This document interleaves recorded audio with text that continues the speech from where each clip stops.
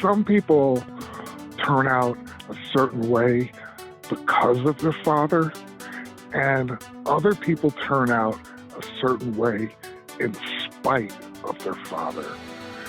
And I think in your situation, you've turned out the way you have in spite of your biological father.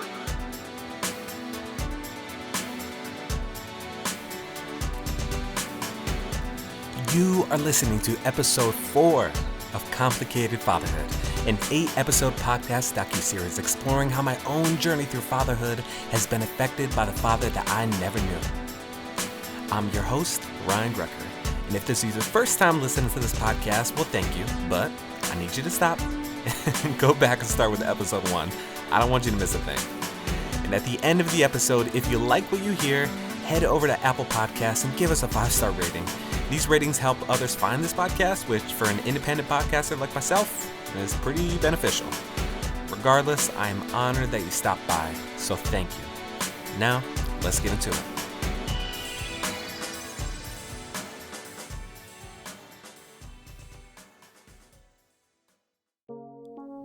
In President Obama's 1995 book, Dreams from My Father, he writes, "When I was 10, my father came back from Africa to visit us for Christmas. After a week of my father in the flesh, I decided that I preferred his more distant image, an image I could alter on a whim or ignore when convenient. If my father hadn't exactly disappointed me, he remained something unknown, something volatile and vaguely threatening. President Obama has always resonated with me. For starters, we're both biracial, half black, half white. We were raised by white single mothers and grew incredibly close to our maternal grandparents, even living with them for a time in our lives. We both struggled with our own blackness in a white world, and we both had charismatic black fathers who left when we were 2. I was an early supporter of then Senator Barack Obama's campaign for president.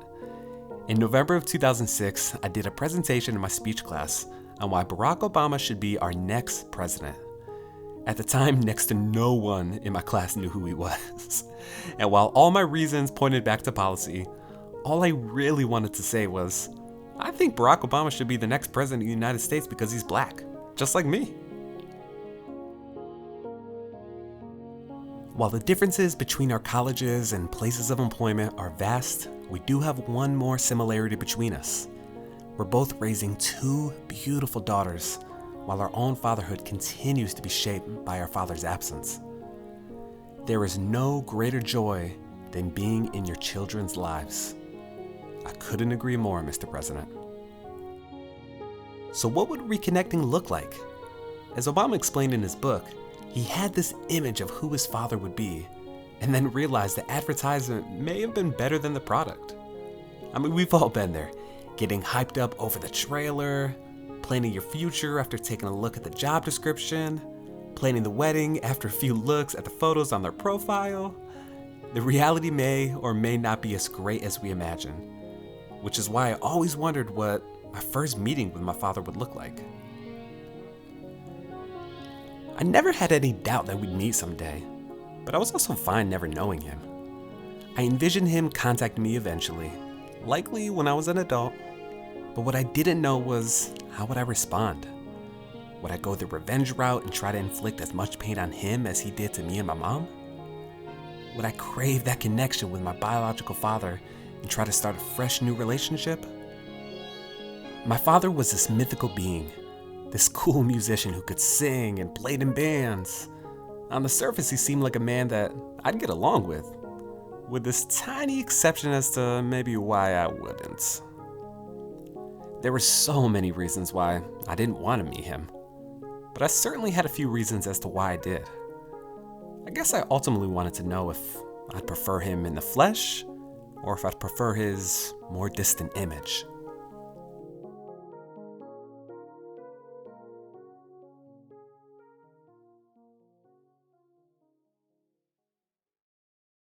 Let's set the scene. It's Yeah. late 2005. Where were you working at that time? If I Yes, yeah. It's kind of weird because I actually I put a post on Facebook, I think last week or the week before, and I got about 71 responses about where was I when we hung out, Okay. and a lot of people responded. So that's kind of how I'm trying to put this all together in my head. Okay. But 2005, I think. How old was I? How old was I in 2005? So I was like 40, 47. Does that Okay. sound right? Yeah, sounds right. Okay. So I was doing the club stuff at that time. I Mm-hmm. think we had moved. Me and we'd gotten married, Mm-hmm. You and Anne? and yeah, and I was doing club promoting stuff. Okay. I had started like a little website called JP Nights, and I had written a couple of articles in local newspaper Mm-hmm. about the night scene in Jamaica Plain. And the place where I used to hang out, the bar, the Midway Cafe, I was still hanging out there, Okay. and I was just doing stuff. And word got around that I was doing stuff, and I got a call from this other bar up on the main drag in Jamaica Plain called Costello, and Mm-hmm. he wanted me to do some stuff there. So I installed a light, a grid and lights and all of that stuff, and Mm-hmm. I started having. Oh no, I was still in the Jones Brothers at that time. So we had the band ran a jam session there, and I started a jazz night on Sunday night, a jam session, and ended up having to go to court. We got deposed by ASCAP Okay. because they'd picked like 20 bars in the country to go after for not paying royalties for playing songs that were ASCAP songs, Gotcha. Okay. which was really kind of weird because I'd been playing in bands for all my life. But this Mm-hmm. was about live music and not about jukeboxes. Yeah. Yeah. So, I don't know if it's ASCAP, but I know some people still do it today. I know there was a local coffee shop that I think I hit with that a couple months ago. And it's like, dude, it's a local coffee shop. Like, I get it, but yeah, I guess they still go yeah, around doing that. right. Yeah, ASCAP is probably who it was because BMI is more for television and movie music. That, Okay. But so yeah, that's what was going on. I was doing my videos, the World of Mars videos. We Mm-hmm. were living in Roslindale. I was doing landscaping. I was working with kids, like summer programs with my friend Mary Ellen and my other friend Abigail. She ran a community center, and I'd known her from back in the days when I was doing video Mm-hmm. in Somerville. And now she was also living in JP. It's weird because there was a lot of people that I'd met in different places, like in the Fenway and Mm-hmm. in Somerville, that all ended up moving to Jamaica Plain. It Okay. became sort of like the spot. So I probably had 6 or 7 friends that I knew from other areas that around the same time that I moved to Jamaica Plain, they Mm-hmm. did.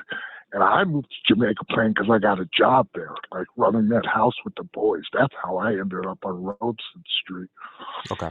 But 2005, I was working at doing nights at Costello's. I think I was working with Youth Opportunity. Mm-hmm. Like I said, I was doing landscaping. Then I was working at the Milky Way. Okay. This What's that? bar, it was a bar and a bowling alley and a restaurant. Was Okay. Bella Luna was the restaurant upstairs, and the Milky Way was the bowling alley and bar downstairs. So I was like sort of like the production manager there. When new bands came in, I would make sure they got all the shit they needed and Hmm. got paid at the end of the night and all of that stuff. Hmm. And I stood at the door and blah, blah, blah. So, and then one day I was just online because I was spending a lot of time doing that World of Mars thing. Hmm. And I just typed in Ryan Rucker. Then a couple of them came up. Then I think something about Fitzy. Yeah, yeah. Uh-huh. What was that? So, at the time, so 2005, I was 19, and around the Right. same time, I was hoping to pursue a music career myself. So, I had aspirations of kind of creating my own entertainment label, and Fitzy Entertainment was I guess was the name of what I wanted to call it, which sounds so Oh, cool. funny now. So, Yeah. yeah, so that was Fitzy. That was me. That's how I think I knew it was you, like you, because there was a couple of Ryan Ruckers, Hmm. but I was like, wow, Fitzy, all right, so that's his middle name, right, that's cool, that must be my Ryan. And then I went and I listened to a couple of your songs, Hmm. and I thought they were poppy and cool, and it wasn't anything outstanding, but it was cool and funky, and some of your songs were. What do I remember? This one song, a woman's name, a Spanish woman's name. Oh, Miss Marquez. Yeah, What? it was Miss Marquez. It was Right. yeah. Oh man, this is so wild. Yeah, at the time there was a woman named Vanessa Marquez who was signed to Star Trek, which was Pharrell Williams' label, and she had this song called "Good Girl" that was like really good. She was also that Justin Timberlake song. Oh, I'm blanking on the name. I'll have to look it up. There's a Justin Timberlake song that got like really popular, and she was like singing the background vocals on it. So anyway, long story short, she was just somebody that me and my friend EJ that we had just kind of taken a liking to at 18. So him and I were living together Right. at the time, and he was rapping, I was singing, and yeah, we just decided to come up with a song called Miss Marquez, and we wrote it, recorded it, put it on MySpace, and yeah, I remember she actually I think her manager had found it, and then she had sent a message, was like, "Thank you so much," like she loved it, and for me and EJ, it was like the coolest thing ever because like here was somebody who was like popular and was signed to Pharrell's label, and at the end, Pharrell was like everything to me. And I was like, oh man, maybe if she puts in a good word for Pharrell, like maybe one day we'll get to meet. Obviously, it never happened, but yeah, so that was Oh, that was Miss see, Marquez. well, that was the other thing. I remember thinking, wow, some of this stuff sounds like Pharrell. Pharrell, I mean, that's very kind of you to say. As you said, it wasn't outstanding at the time, but yeah, Pharrell was definitely a huge influence for me.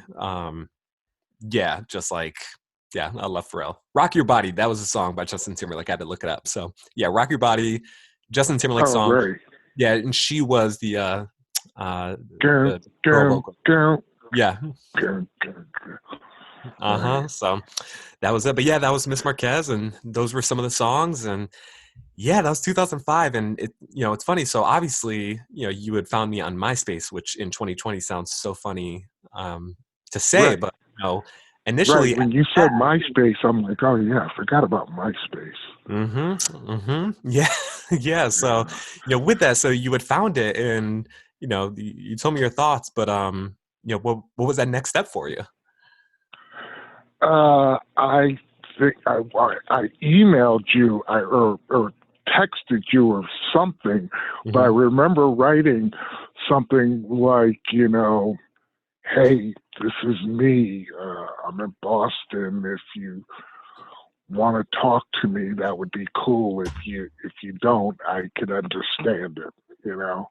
Mm-hmm. And then I think after about a week or so, you responded. Um, I forgot how we got to the point where we were talking on the phone. Well, I I, don't. I remember it like pretty vividly, so it'll be funny because this is kind of the first opportunity that we'll have to kind of compare notes, if you will. Oh, Um, yeah. yeah, because I remember. I don't know if I think I even remember the day. It was like October 23rd or October 24th. It was whatever that Monday is of 2005, and um, yeah, I woke up and I just had like a really rough weekend, and even the week before was pretty rough. Like I was going to school at Sac State, and I was just doing terrible in a lot of my classes. I think I just failed like a pretty big exam in like a biology class or whatever, and so I was just kind of like struggling and not doing well from a school perspective, and like work was like all right, whatever. And then that Monday morning, I like got up, saw the messages. You were coaching kids at that time too, right? Yeah, I was coaching track and field. Right. So I was doing that and just had like a lot of things going on. But yeah, so that Monday morning, I get up, check the messages, and I saw a message from an account named Maz, and being on MySpace and having a music account, I got random messages from random people all the time. But then when I clicked it, it was like I forget verbatim what it said, but it was like, "Oh my God, I can't believe I found you! Like, this is Maurice, your dad." It wasn't a long message, but I was just like, Right. oh my God, like my biological dad just found me on MySpace. Like Right. that is that is crazy. And like, so I responded, I think it was certainly that day. And Really. yeah, it was like maybe within 2 hours because I definitely had to sit on it because here I Oh, am, okay. 19, like whoa, this is heavy. And like I said, just I was going through a lot just personally. Right. And, Right. so I responded, and your response was like, oh, like, no, I totally understand. Cause I think I'd said something to the effect of like, yeah, this is pretty heavy. Like, Right. Right. and you were like, oh, like, I totally understand. But then what did happen is that like that week was just like incredibly overwhelming because obviously told my mom. I don't exactly remember that conversation, but it was definitely like hey, like Maurice just contacted me on MySpace, and I know it definitely caught her off guard, caught me off guard, and then I know everybody on the Rucker side of the family, then they started reaching out to me, and I remember just getting friend requests and messages from everyone saying like, hey, this is your auntie, hey, this is your uncle, hey, this is your cousin, what's Right. up, cousin, You and know what? Real quick, I was just talking to Marcia about that the other day because mm-hmm, Marcia comes over and like she borrows my car sometime during the day mm-hmm, because it's just sitting there. I'm like, well, mm-hmm. why don't you borrow it? It's parked right outside your house. Yeah. Um, but she was like, I wonder how Ryan felt when he got that barrage of requests from all the Ruckers up here. I wonder how that made him feel. I said, Yeah. I don't know. We might talk about this. Yeah, well, I remember it well because it was very, very overwhelming. Mainly because, being at 19, and at that time, I was in California, and Right, right, you know, uh, my side of the family, like we were pretty small, but like we were close, so I had them, and so right, it was weird for me to understand that I had people who were just as close, like from a blood perspective, on right, your side of the family, like cousins, aunts, uncles who were like, "Hey, what's up, cousin?" And I remember just feeling weird, right, just with the understanding that, like, from my standpoint, I'm like, I've never had any contact with any of them, no fault of their own. Like, it certainly wasn't right, right. any knock on that, but at the same time, I was like, we don't know each other. Like, it's been my entire life, like 19 years. I'm like, we don't know each other. So, and just like the messages kept on coming in and coming in and coming in, and then it culminated that Friday night when a friend of mine from high school was actually killed in a car accident. So, like, Right, I remember that. yeah, and so like that was the first time I'd really dealt with that. And like I said, I was failing some of my classes in college. I'm dealing with my biological dad reaching out to me on MySpace and all these cousins. And I remember I sent you a message, I think the following day. I think you had like said like, hey, like saw that your friend died. Like, how's everything going? And I was like, I just need some time because this is very overwhelming. And it Right, was, right, um, so that was kind of like my side of the equation. So, right. what do you envision our reconnecting would look like? Because I would imagine nobody would ever think in a million years that we would reconnect over over MySpace, which is again very funny to say in 2020. Right, right, right, right.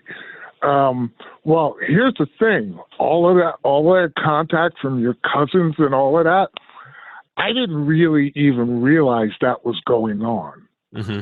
Cause like I was in Boston and I mean, I had contact with family members, but it wasn't like, you know, like even to this day, I have nephews and nieces that I've never met, uh, or if I've met them, I don't remember them because there's so many of them, and I've met them maybe once, Hmm. and they'll remember me. It's like, hey, I'll call you. I'm like, hi, who? Yeah, because there's so freaking many of them.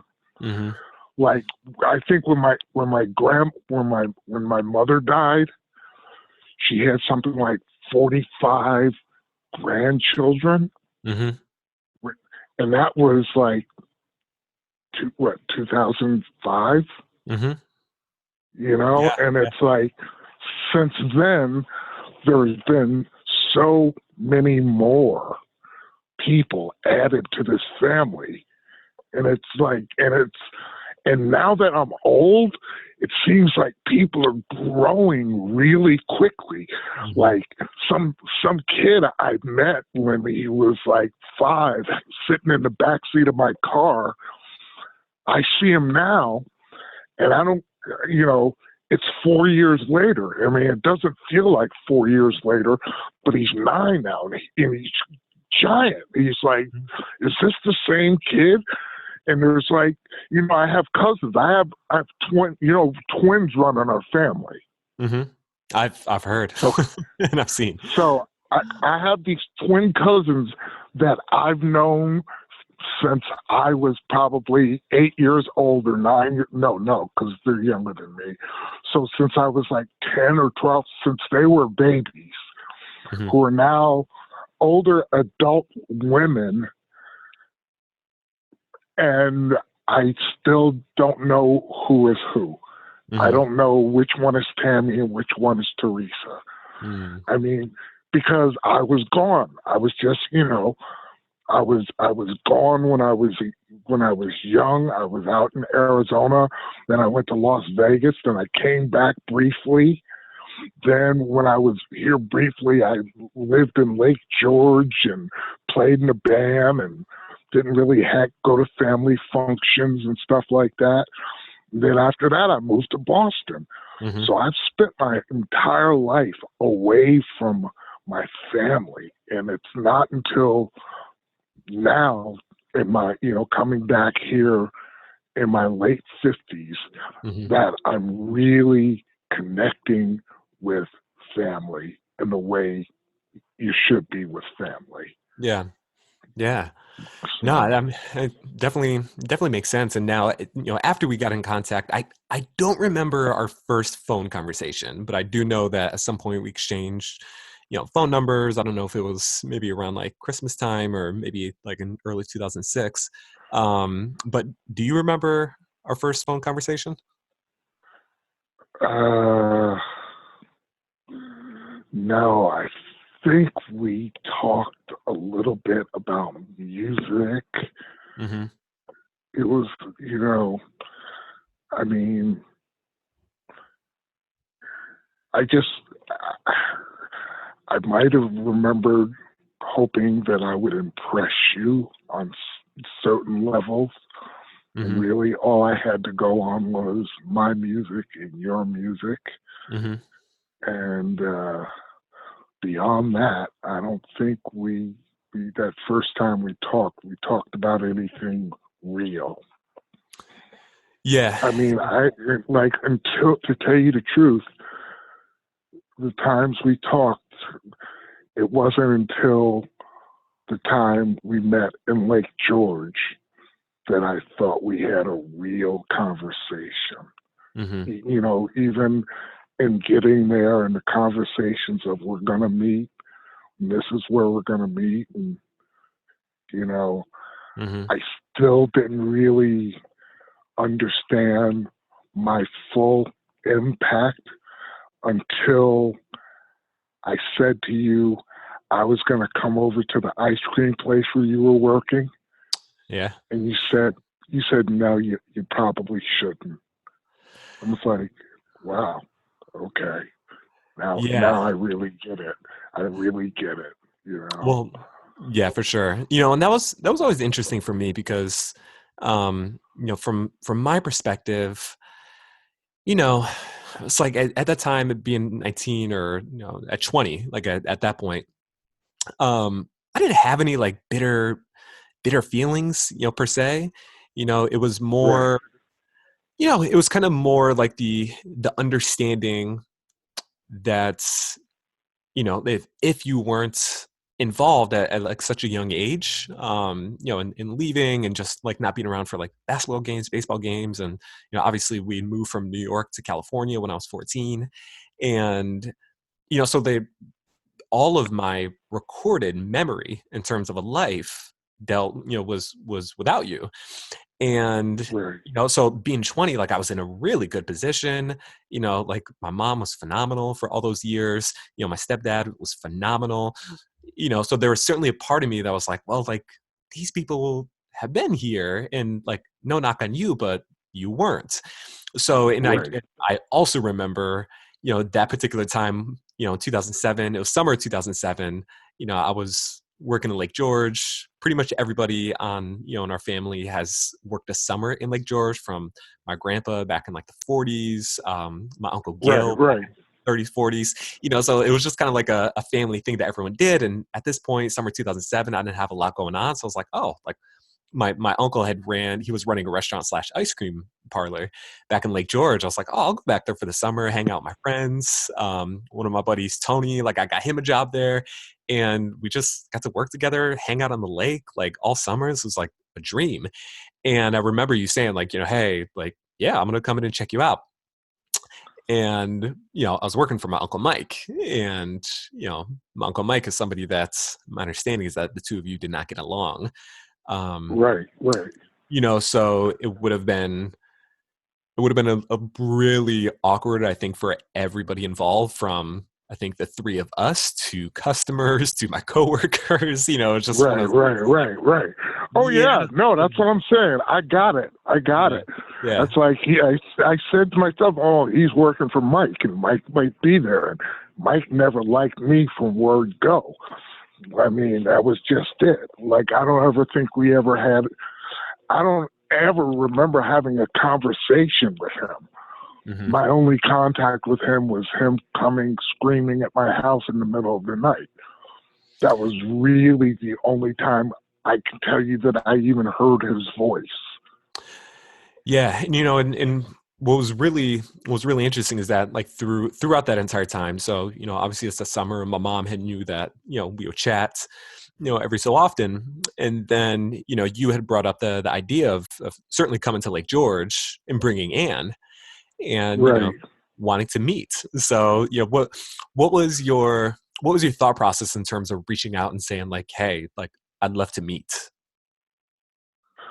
Well, it's like I had, when was it? A few years before, I was gonna try to meet you. Like there was a couple times throughout, you know, every few years I'd say, I wonder could I meet with Ryan? Hmm. And the one time is when we were playing at the Glens Falls Blues Festival. Hmm. And I tried, because I didn't know that you guys had moved Mm. to California until I called her old job at, she works as for social worker, right? Hmm. Yeah. So I remember calling there trying to find her. And although a woman, she probably shouldn't have told me this, but she says, "Oh no, she moved to California." I'm like, "Really?" So yeah, a few years ago. I'm like, Mm. "Oh, okay, thank you." This was after I had talked to John, is your other uncle, right? Yeah. I had, because his number was the only number I called, and John was always civil with me. Hmm. I mean, anytime I saw him, he was, he didn't act crazy or anything. He was just civil. So I called him and told him that my band was going to be playing at the Glens Falls Blues Festival, Hmm. and I was going to be in that area. And I just wanted to let Gene know, because there's probably going to be an article or something about my band playing there. Hmm. And I didn't want her to see that without. And he said, "Yeah, all right, I'll let her know." I'm like, "Cool. Thanks, Hmm. John." Hmm. Not realizing that you guys weren't even around there at that time. Yeah. You had already moved to California. Hmm. So, so this time, I knew you were living in California. We had conversations. You didn't say, "Get the hell out of my face." And you said you were going to be in Lake George Hmm. for whatever amount of time. Yeah. I was like, wow, this might be an opportunity to go back and maybe fix something. Hmm. I'm not going to expect you to, come up and hug me and say, "Thank God you're here," and blah, blah, blah. But, I was under the impression that it would be like, "Oh, here's this old, interesting black guy that I really have no recollection of being with, but he's cool, and I'll like him for that, Hmm. for just being who he is right now." Hmm. That's kind of what I was hoping would happen. Yeah. And then when we were talking, and you got that look on your face at one point, and you said to me, "How could you?" Like, how could you just leave? And I Hmm. remember thinking, wow, this is weird. Do I talk to him now about really how I felt, or do I just want to talk to him about the situation itself? Hmm. And I figured if, I didn't want to really get too deeply into how I felt about anything, although maybe I should, but I figured, here's a 20-year-old guy talking to like a 50-year-old guy. And if the situation was reversed, I personally wouldn't want a whole lot of details. So, Yeah. so I tried to, say, I didn't feel comfortable. I didn't feel safe. I didn't feel, you know, like this was the right situation. And I knew if I wasn't there, that Jean's family would kick in and do the right thing by her and by you, Hmm. not, not, not in spite of me or because of me. It's just like what their relationship is with their daughter and Hmm. their sister. Hmm. And, that's kind of where I left it. Yeah, yeah, and it's funny because everything you said about that conversation, totally makes sense. Like I vividly remember that meeting. I remember you telling me you were coming to Lake George. I remember telling my mom, like, hey, I'm going to meet up with Maurice. I remember telling my Uncle Mike, and around that time, obviously, you've told me about like the situations with my Uncle Mike, and he had told me some stories from his side of the table too, in terms of Yeah. some issues that the two of you had, including a confrontation at my grandparents' restaurants that we certainly don't need to dig into now, decades later. What? Wait, hold on. Wait, a confrontation at your grandparents' restaurant? Yeah, he had mentioned that the two of you did not see eye to eye, did not care for each other. And he had brought up there was a confrontation between the two of you, at the restaurants. I really don't have any more details. I think he was trying to be respectful as well in terms of maybe some of the details, but That, I mean, you know what, Ryan? I'm going to tell you something. mhm. That is total fiction. Because I was in your grandparents' restaurant one time, and it Mhm. was a Wednesday night, the night I met your mother. That was the first and last time I had ever walked into that building. Mhm. I've never had a drink there. I've never had a meal there. I've never talked to anyone there. I have no idea what he's talking about. Yeah. Well, No idea. regardless, whatever it was, I mean, it definitely didn't have Yeah. any bearing on who I was at 20, and even right Right. now, like, it doesn't have any bearing on Right. it. But all that Right. being said, he was, I think everybody was nervous about me meeting with you, and not for like any physical reason, but just kind of like what is about to happen, because that's not something that's, they'd ever dealt with. Nobody would expect to deal with. And I remember I wasn't like, I was a little nervous. I wasn't like too nervous, but it was kind of weird because up until that point we had been talking for about a year and a half, and like you had said, Right. most of our conversations were about music because I was very heavily into music. You were still into music, so those were the majority of our conversations. And it's funny because take away all of like the fatherhood, take away all of the leaving issues with family, all those things, like take all that out of the equation. And to your point, I was like, yeah, it's kind of like a cool, like older black dude who like really likes music, played music. And then from my Right. perspective too, it was really interesting because, I love my mom's side of the family, but I don't believe any of my musical talent came from that side of the family, so Right. I was always kind of wondering, and I knew where it came from, but here to be so heavily into music, doing little shows. I mean, I was never big by any means, but like, having some shows, putting out albums and doing those things, being able to talk to somebody else who understood that was kind Right. of cool because I didn't have a lot of people in my life who did understand that. So like that part was Right. fascinating. But, I do remember meeting for the first time. We met it was like a parking lot of the hotel you guys are staying at. I forget, I don't remember. It's called No. Oh, right. Didn't we Yeah. go? We went across the street. Well, yeah, so we met there. It was like at the beginning of the Lake George Strip, like right before the Strip, and then we had Right. driven down to what's the name of that restaurant? It was on the Strip. It was close to Lake George Schools on Canada Street.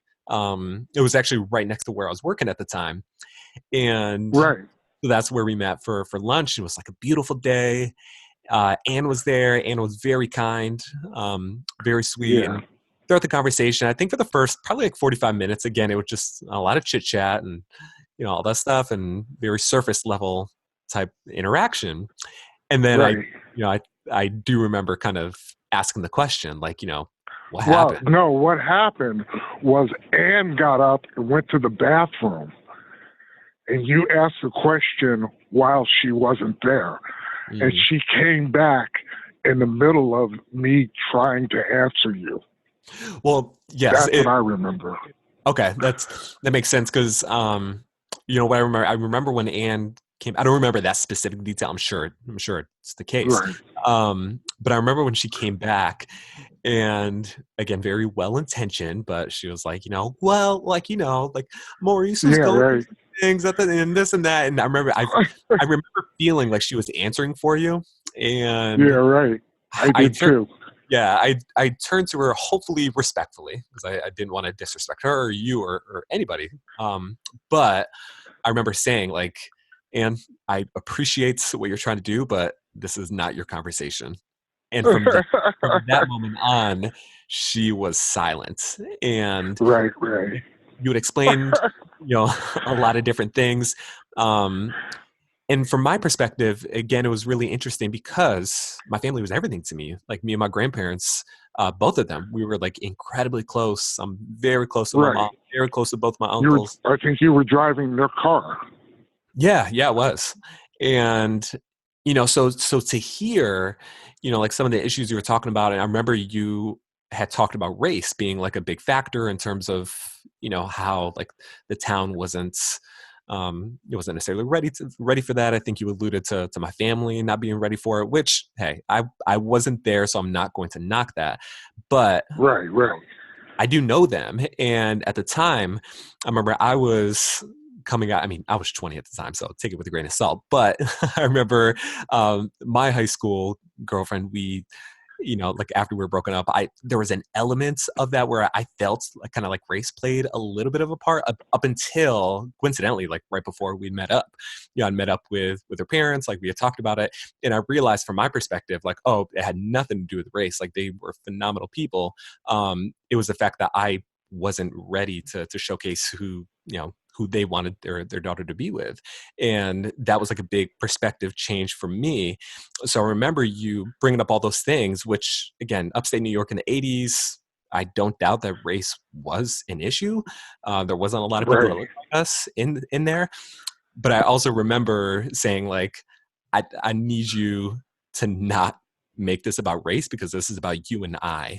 And from that point right, on, I remember you being very respectful and very understanding and just saying like, hey, I get it. I don't remember the exact words, but it was definitely a vibe that like, I wasn't there and I'm sorry. And I remember feeling that and understanding it. But I right, also remember saying, and this was really tough for me to say, but because this isn't necessarily who I am or who I want to be, but I remember saying like, you're probably not going to be there when I get married. Like you're probably not really going to know my kids. And like, I'm 100% down to have like a relationship with you. And like, we can talk about music, we can talk about anything. But unfortunately, just based off of where you are and where I am, like, I'm probably not going to be flying back and forth to like see you. And you're like, yeah, I mean, that makes sense. I respect it. And that was tough for me to say right. because, yeah, I don't like it. But at the same time, it was like, man, he's been gone a long time. It's tough to just like pick up and say like, all right, cool. Like, here's my wedding day. Oh yeah, here, meet the grandkids.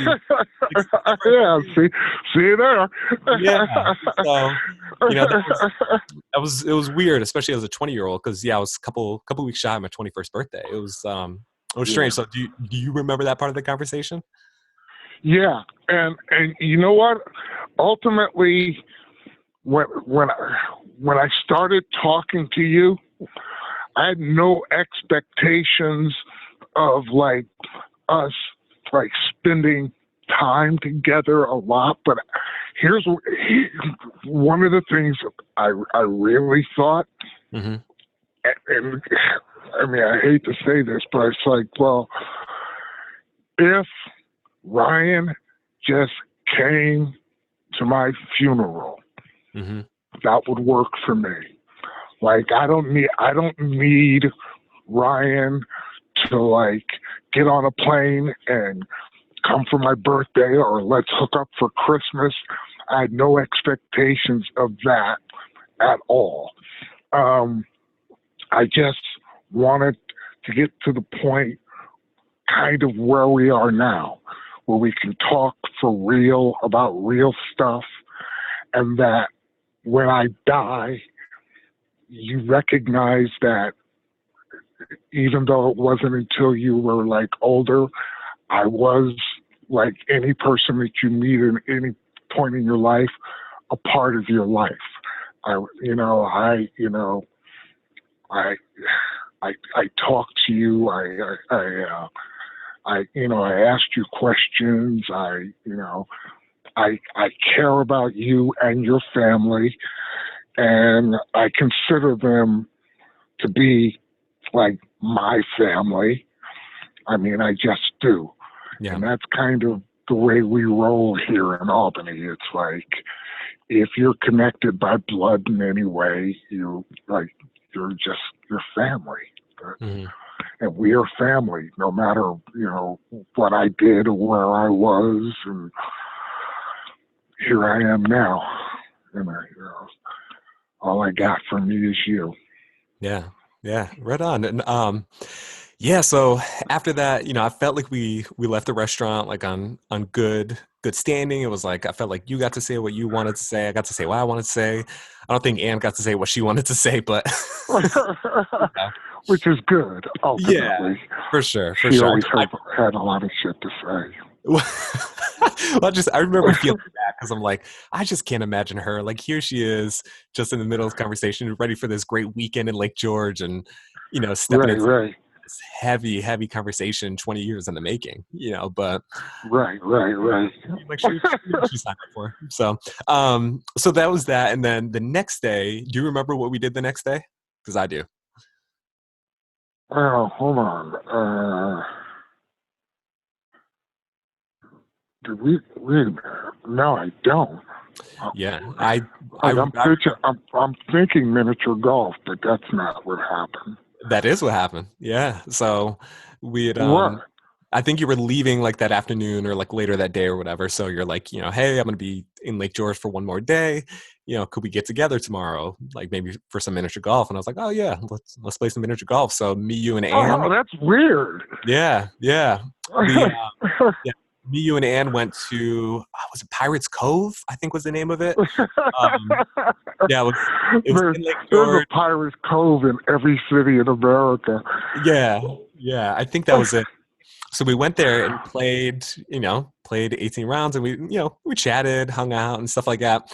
But the part that I so vividly remember, and it's like kind of embarrassing that I remember it this well, is that we played, and then at the very end, we were tallying up the score, and I remember Anne was tallying it up, and it was like, with she took third place out of the three of us, and she was like, and in second place with a score of, I think it was like, I don't know, 54.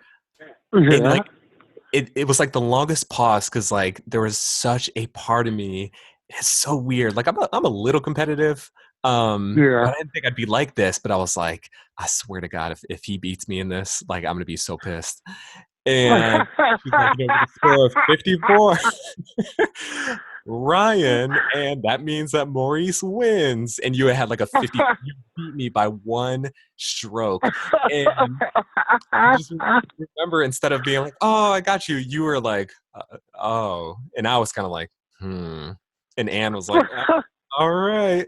So it was just like a really, really awkward moment because like here we are after all these 20 years and you beat me by a stroke in mini golf. And it was just like such just like monumental moment that to this day when I play mini golf, I always think of that moment. I was like, that Oh, one that's so funny. stroke. God. But yeah, so that was that. And I think one of the reasons it sticks with me so much is that like this is obviously in 2007. And while we've talked, since then, that's the last time that we've seen each other. Yeah, right. And I also remember, I think the owner of the Pirates Cove was my old football coach, and my old football coach, like in Queensbury, everybody knew everybody knew everyone's backstory. And I remember as you guys were leaving, I saw him, and I hadn't seen him in, I don't know, 8 years or so because I'd lived in California. Right. And he was like, "Oh, hey, Ryan." I was like, "Oh, hey, this is Maurice, my biological dad." And I remember him, the look on his face. Maybe I'm thinking too much into it, but the look on his face was like, "Whoa, wait a minute," because I know he was my football coach, and he knew that you weren't around when I was a kid, and when he knew me. So I just remember the look on his face was like, "Whoa," and that kind of like led me to believe. I was like, "Yeah, I guess this is a pretty big moment. It's weird." But then you and Ann took off, and a couple weeks later, I was back in California, and that was that. One stroke. One stroke. I will say, since then, I've gotten pretty good at mini golf. But Oh, really? yeah. I was pretty good back then because Ann and I played a lot, but I haven't played in a while, so you'd probably beat me at this point. Well, hopefully one day we get a rematch. Yeah, exactly. All right, so Okay. so now it's 2007. You're back in Boston. I'm back in California. So what's next for you and Anne? Post 2007. Uh, I was basically, I thought life was good, and I thought everything was going fine, and we were moving along, and I was doing my different gigs, and so on and so forth. And then I think it was the next year I went in for my knee surgery. Mm-hmm. That's when I was working at the after school program, and I think I had already started working at Home Depot, Mm. or maybe not. I don't really remember. But I was working at the ward after school, which was kind of a trip because it was like basically in Newton, Massachusetts. And Newton is sort of like a rich, kind of Jewish area. That's Mm. all I could say. Or a rich Jewish town. Like I remember playing, walking to these kids at a table, and this one kid was looking like he was ready to cry, and I was like, "Well, what are you guys talking about?" And the girl sitting next to him says, "Well, they're making fun of him because his family lives in an apartment." Oh wow. Yeah.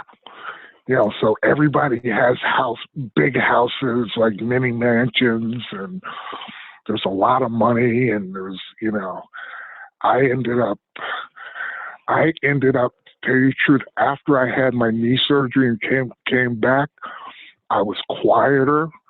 I wasn't as outgoing. And I remember one of the kids, this little girl came up to me and says, "You're not as funny as you used to be." I'm like, "Yeah." Mm. Yeah, I know what you mean. I just can't find it in me. I kind of felt a bit like a zombie, Mm. but I was doing my stuff, but I would, I'd be sitting in the after school program, and there'd be a guest speaker, and I'd be sitting there, and I'd close my eyes and kind of nod for a second. And my boss, like, talked to me. She says, "You can't do that. We're working with these kids," and blah, blah, blah. And then I did it again, and Mm. she fired me that day. Oh I was wow. like, it broke my heart because I was doing, I was known as the guy who did the creative projects with the kids. I do all kinds of stuff, and I always did build a sound system for the big play that we did every year. I'd go hang the microphones and run the sound and do all of that stuff. And so I was into this job. Mm-hmm. But after my surgery, I was just sort of like, I became sort of dull. And I got fired from there. Mm. But and then Anne, Anne started seeming to be different, Okay. And I was like, wow, what's going on with her? And I said to my friend Mary Ellen, Mary Ellen, I think Anne might be having an affair. She says, what? That's crazy, not Anne. I'm like, yeah, I guess I'm being just kind of paranoid. Maybe it's Mm-hmm. Jamaica. Then we were laying in bed one night. I said to her, Anne, are you having an affair with someone? She said, yes. I got out of bed and went downstairs, and I was like, she came down, and I said, who is it? She says, it's a friend of my brother's. And ultimately, I found out it was a friend of her father's. who's Oh. like a guy who's like 20 years older than her. It's like, okay. And so that happened. And she moved out. I stayed there for a little while. And she Hmm. sold the house. And I moved into an apartment in Jamaica Plain. I was working at Home Depot part time. And I was Hmm. still doing like club stuff. Not a lot, but I'd started karaoke, lesbian karaoke night. Oh, cool. And yeah, it was like I had video on the wall, I had a video screen, and I brought in costumes like leather jackets and cowboy hats and boas and sunglasses, and just every Thursday night we'd set it up, and there'd be just all of this stuff, and people could just get up on the stage, and I built this booth, and I had like DV, three DVD players and four karaoke CD players. Hmm. So I'd switch things in and out, and I had like one of those Radio Shack AB switchers, Okay. and I would just switch from different sources. So I'd have audio from one source, and I'd have video from a different source, and every once in a while I'd hook up my video camera to it and do that out on the people, and it would show them, so it was like, it was kind of a hip thing. Hmm. And to tell you the truth, it's going on to this day. Karaoke every Thursday night at the Midway Cafe. Oh, wow. So yeah, it was something I started. Okay. And so that's what I was doing. I was doing karaoke. I was getting really drunk, like doing it, like, every once in a while, me and the owner, we'd have shots of tequila, and I was drinking beer, and people were buying me drinks, and it was like really a stupid amount of alcohol I was consuming on a Thursday night. Hmm. And when I would DJ, I'd wear pajamas, so like, I just Any have these. any particular reason? It was I was it seemed like every time I was I've done something, I've I've always tried to find something that would be my signature. Hmm. Like when we were like first in Lake George, I used to wear white gloves. Then that Michael Jackson thing happened, so I had to stop wearing white gloves. Yeah. Then I went to wearing a scarf around my left hand, so it'll be dangle when I'm holding the microphone. Hmm. This thing. And then there was a period where we had these we met these girls and made these really long earrings. They were like silver chains, two of them or three of them, and they'd hang down to almost like below your shoulder. Mm. And that was the thing for a while. So I've always had where I've always looked for a thing to have. And this one, I thought pajamas, like old black guy. You know, I've considered myself an old black man since I was 40. I just Okay. always have. And that's the way, I mean, I never, it's not like something I said, but it's the way I felt about myself. Hmm. Like, you are no longer a kid. Like, I mean, I got this theory on childhood and adulthood that you spend 20, like 21 of your years as a child. Hmm. So you don't become like a full-fledged adult until you go beyond that 21 years living as an adult. Mm. So you don't feel like an adult until you're like 42. Like all the time between 22 and 42, you're trying to catch up with your childhood. You're trying to catch up and run away from your childhood. I, I've always thought, some version of that. Mm-hmm. So, um, so I felt doing this karaoke thing, being like an old black man in a room full of lesbians, I should try to have no impression that I'm trying to impress them physically with any kind of outfit I might wear or anything like that. So I'm just like, I'm just a guy in some pajamas DJing here. That's why. I mean, I had about like 6 or 7 different pair of pajamas. I don't know what's happened to them, but yeah. So I was the DJ in the PJs. Okay. That's where I mean, it was actually the lesbians that came up with the name Maz. They're the ones that started calling me Maz. And that's how, my band was Maz. Mm-hmm. So that's where that came from. And then so when Anne left and I moved, I was talking to a friend of mine who lived in Vermont who had just gotten divorced from his wife. Mm-hmm. And I had also just started this new band, the Jones Road Project. Okay. And we were starting to play a little, but I said, I'm not going to stick around Jamaica Plain anymore. I'm not going to, I'm going to leave this state. Mm-hmm. So Eric said, come up, be my wingman. Come hang out with me, live with me. So I went there to Vermont. Where in Vermont was it? And it got water. It's where Ben and Jerry's is. Oh, okay.